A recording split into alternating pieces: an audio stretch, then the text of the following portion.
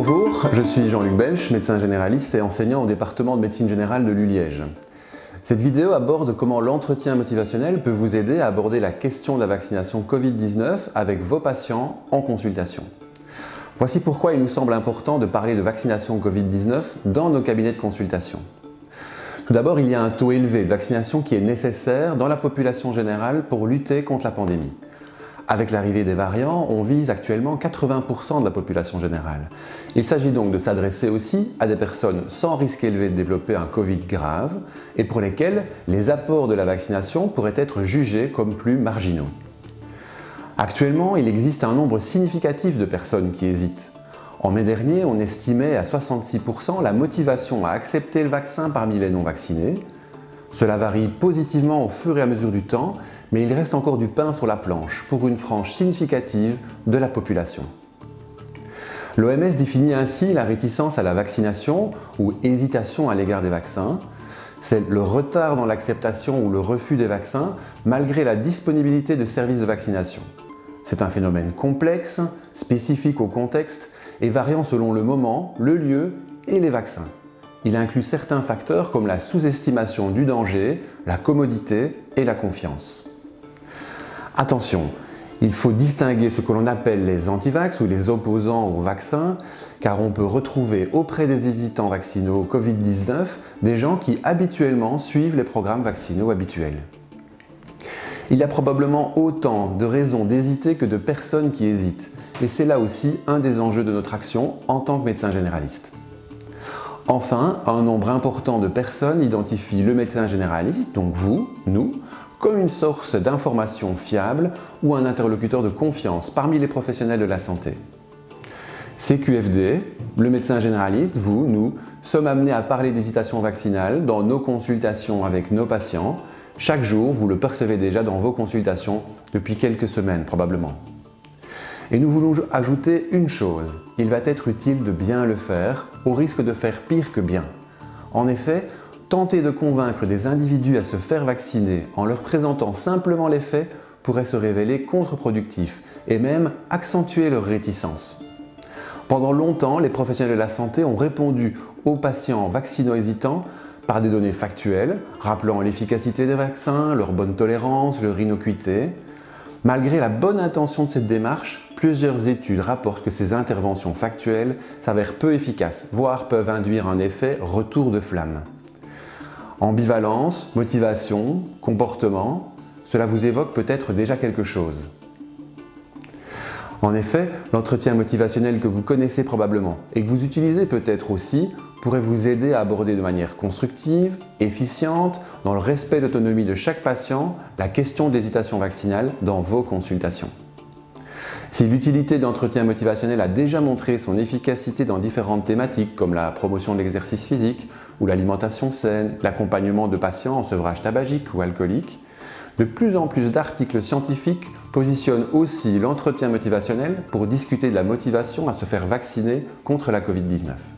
Moi, je m'appelle Jacques Dumont, je suis infirmier, j'ai un master en santé publique et je suis formateur en entretien motivationnel et j'enseigne au DMG de l'ULB. Alors, revenons sur quelques principes de l'entretien motivationnel que vous connaissez sans doute déjà et en même temps qui sont utiles à rappeler. Donc l'entretien motivationnel, c'est vraiment un style de communication collaborative qui est centré sur un objectif avec une attention particulière à ce qu'on appelle le langage du changement. Il est conçu pour renforcer la motivation d'une personne et son engagement en faveur d'un objectif spécifique. Et l'idée, c'est de faire émerger et d'explorer ses propres raisons de changer, ceci dans une atmosphère d'acceptation et de bienveillance. Alors le langage du changement, c'est en réalité en fait tout ce que le patient peut exprimer et qui va vers le changement. L'entretien motivationnel se base sur les valeurs d'empathie, de respect de l'autonomie, d'évocation et aussi de non-jugement. Les compétences communicationnelles qui sont utilisées allient les questions ouvertes, la reformulation, le partage d'informations, le résumé de motivation et aussi la valorisation.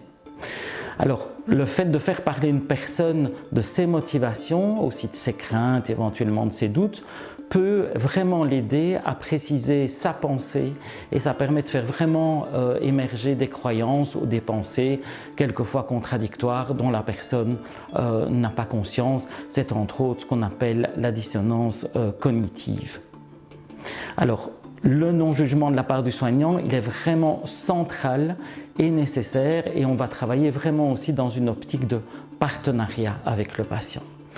L'idée, c'est qu'on n'est pas dans un mode où le soignant sait et a raison et du patient qui ne sait pas et qui n'aurait pas d'informations ou de position justifiée sur le sujet. On est vraiment dans un partage. D'une manière générale, tout le monde a une opinion sur le sujet à partir de ses propres expériences, de ses croyances et aussi des informations qu'il reçoit. Et l'hésitation vaccinale, elle est aussi identifiée auprès des soignants pour des raisons qui, au fond, sont assez proches de celles que l'on trouve chez les patients. Et donc, l'autre chose aussi, c'est qu'il ne s'agit pas d'exprimer votre opinion personnelle, sauf si la personne vous le demande ou vous l'autorise, mais bien d'écouter les motivations spécifiques de chacun à accepter ou à refuser la vaccination Covid-19. La personne doit se sentir vraiment libre de s'exprimer sans crainte d'être jugée. Une fois ces constats et quelques éléments d'information partagés, abordons ensemble comment aborder le sujet en consultation. Il faut tout d'abord décider de prendre le temps en consultation pour aborder le sujet dans un climat de confiance et de non-jugement. Il peut s'agir de quelques minutes seulement ou un temps plus long si souhaité. Il s'agit ensuite de demander par une question ouverte si la personne souhaite, avec une demande d'accord, parler du vaccin Covid-19 ou si il ou elle a déjà pris une décision à ce sujet. La vaccination contre la Covid-19 est un sujet important. Accepteriez-vous qu'on passe quelques minutes à en parler ? Le temps de réponse du patient et le temps d'écoute de votre part fait aussi partie de l'intervention. Il s'agit de laisser un temps de réponse suffisant au patient pour qu'il puisse s'exprimer, avancer ses arguments ou ses doutes. Par des questions ouvertes, ensuite vous montrez de l'intérêt à entendre et comprendre le point de vue du patient sur ce sujet. Si la personne le désire et si elle est dans une phase d'hésitation ou d'ambivalence, ensuite vous pouvez développer les autres techniques de l'entretien motivationnel qui seront développées dans une autre vidéo. Si vous entendez une réponse claire, sans nuance, « je ne veux pas de ce vaccin », moi je vous dis tout de suite, je suis contre le vaccin. Nous vous conseillons d'aller un pas plus loin, de ne pas adopter directement une position résignée, mais de questionner de manière bienveillante et ouverte. Ok, je serais vraiment intéressé d'entendre votre point de vue. Est-ce qu'on peut passer un peu de temps pour m'expliquer ce qui vous fait refuser le vaccin?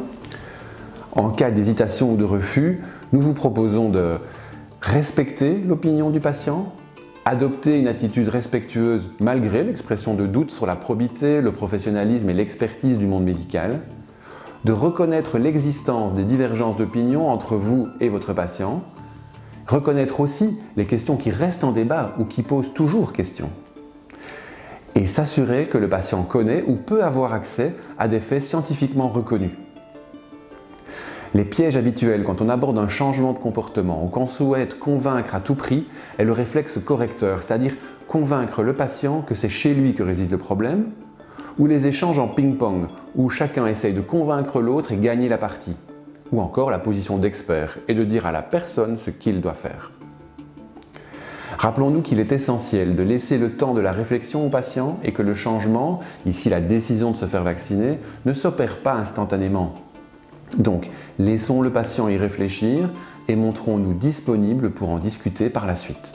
On a parlé pas mal de choses. Je vous propose de laisser un peu de temps pour y réfléchir. On pourra y revenir par la suite. Je suis vraiment à votre disposition. Qu'en pensez-vous ?